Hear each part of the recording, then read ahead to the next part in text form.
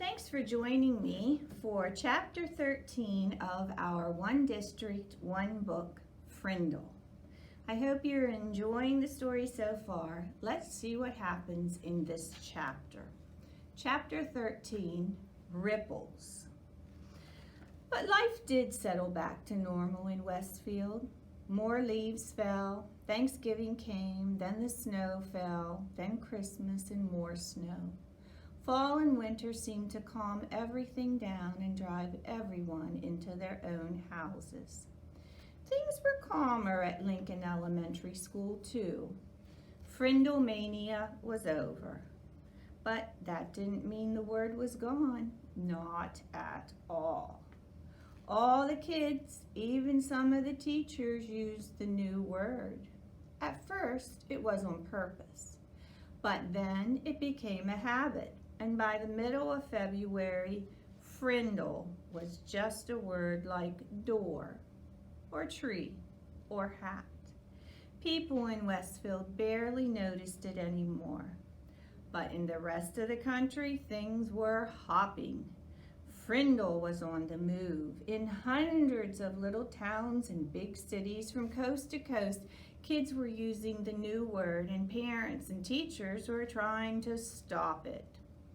What had happened in Westfield happened over and over and over again. Bud Lawrence couldn't be happier. There were Frindle shirts and Frindle sunglasses and Frindle erasers and notebooks and paper and dozens of other items. The new line of Frindles imported from Japan were a big hit, and now there was talk of selling them in Japan and Europe as well.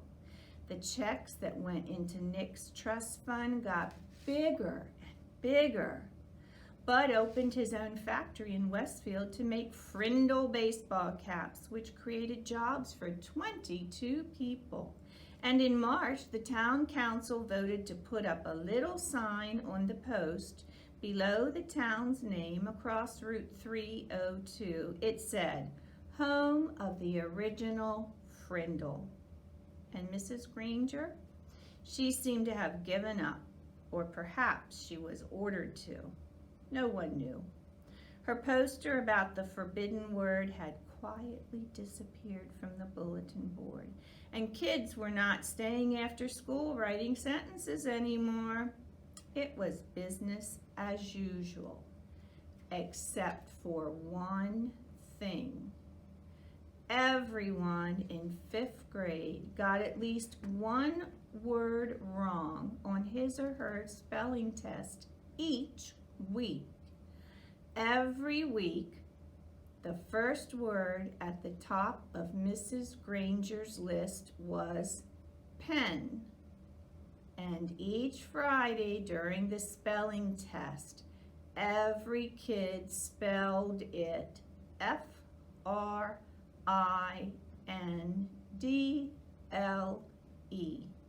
Frindle.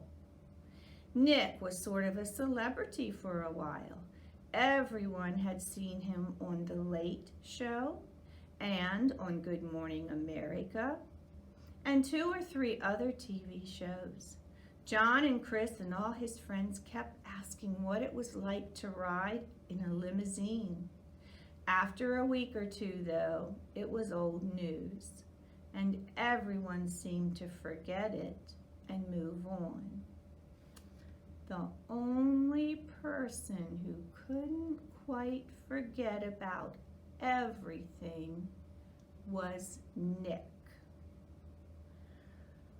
Well, that sure was an interesting chapter that left us on the cliff wondering what is going to happen next. Be sure to join us tomorrow to see what happens in Frindle.